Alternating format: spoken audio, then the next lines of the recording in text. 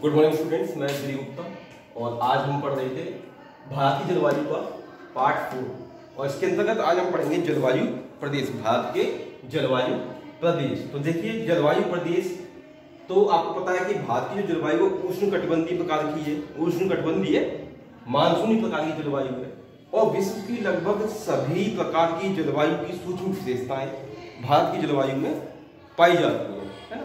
तो देखिए भारत की जलवायु के वर्गीकरण को या भारत को जलवायु प्रदेशों में विभाजित करने के लिए विभिन्न विद्वानों ने काम किया है। इसमें कई सारे विद्वान शामिल हैं। इसमें आपका थानथ्वेट है, क्लार्क है, जीटी त्रिवार्ता है, कोपेन है, डैनफोर्ड है ना। तो इतने सारे विद्वानों ने भारत की जलवायु के वर्गीकरण को किया है।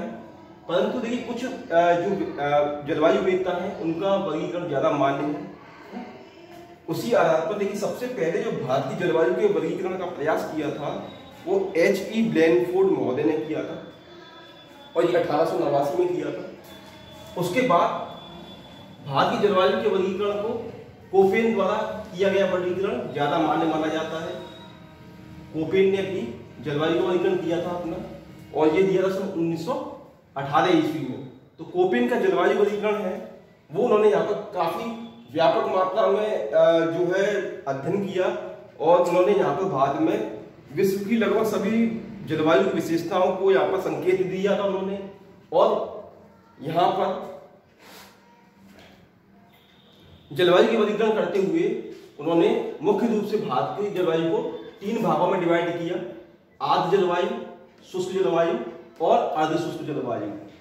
उन्होंने देखिए अल्फाबेटिकली यानी कि अंग्रेजी के जो ABCD होते हैं ऐसे अक्षरों को प्रयोग किया गया है। उन्होंने विभिन्न जलवायु के नामों को इन अक्षरों के आधार पर रखा हुआ है। जैसे आर्द्र जलवायु के लिए उन्होंने A का यूज किया है, शुष्क के लिए B का किया है और अर्धशुष्क के लिए C और D का किया है। इस आधार पर उन्होंने 3 मुख्य जलवायु वर्ग बताए हैं और इन 3 जलवायु वर्गों को फिर उन्होंने कई उपवर्गों में बांटा है। जैसे S, W, M, WH, G, F, C, P एवं S ऐसे अक्षरों का प्रयोग करके उन्होंने इन जलवायु को उप प्रकारों में बांटा है। इस आधार पर उन्होंने भारत की जलवायु के 9 वर्ग विभाजित किए हैं जो आपके सामने है। सबसे पहला है AW यानी कि उष्ण कटिबंधीय सवानातुल्य जलवायु, है ना। देखिए ये वो विश्व में आपने सवाना जलवायु सुनी होगी ना, अफ्रीका में पाई जाती है। तो वैसे ही जलवायु की कुछ विशेषताएं भारत में भी हैं जिसे AW कहा गया है। देखिए प्रायद्वीप का अधिकांश भाग इसके अंतर्गत आता है। वैसे मैंने आपको चित्र दे दिया है इसका, मैं PDF में चित्र डाल दूंगा इसका, वहां से आप इसका चित्र बना सकते हैं, है ना। तो ये देखिए उष्ण कटिबंधीय सवानातुल्य जलवायु है। यहाँ पर सब जो मई का महीना है वो सबसे गर्म होता है, गर्मी अधिक पड़ती है ना। और वर्षा ऋतु जो है छोटे काल तक के लिए होती है ना। और जाड़े की ऋतु शुष्क होती है यहाँ पर, है ना। तो ये है AW सवानातुल्य। इसके बाद है AMW यानी उष्ण कटिबंधीय मानसूनी कुल्य जलवायु, उष्ण कटिबंधीय मानसूनी कुल्य जलवायु, है ना।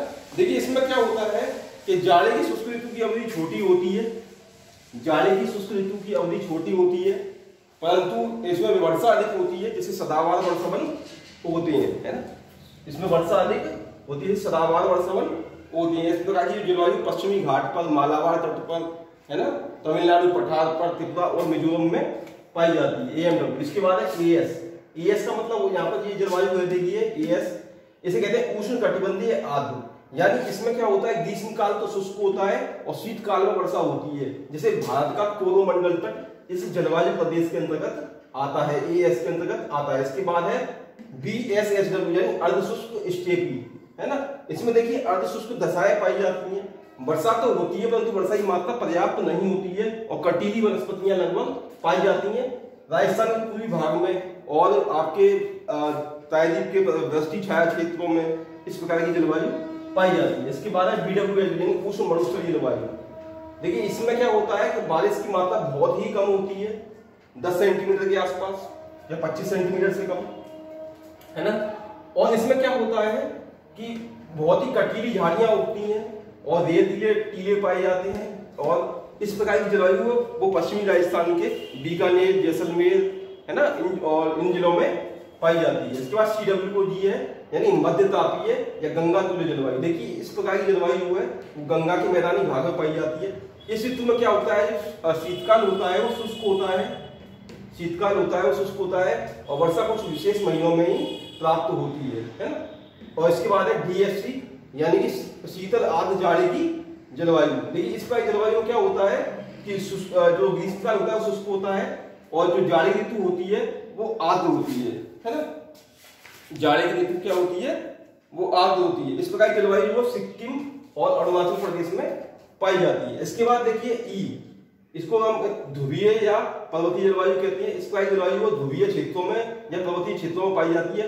भारत में भी जो हिमालय पर्वत के ऊंचे क्षेत्र है वहां पर इस प्रकार की जलवायु दशाओं का वर्गीकरण किया। इस प्रकार की जलवायु प्रदेश वहां पर जलवायु पाई जाती है। इसके बाद है ET यानी टुंड्रा तुल्य, है ना, जहां पर मतलब टुंड्रा जलवायु भाई बर्फ जमी रहती है ना, तो ऐसी जलवायु भी पहाड़ी क्षेत्रों में पाई जाती है। तो इस प्रकार कोपेन ने जो है भारत की जलवायु प्रदेशों को 9 भागों में बांटा है। तो आज आपका जो जलवायु का चैप्टर नंबर था ये पूरा पार्ट 4 के साथ ही खत्म होता है, और इसके बाद आपका अगला चैप्टर शुरू हुआ वो है भारत की वनस्पति। वो हम कल उसका अध्ययन करेंगे। धन्यवाद।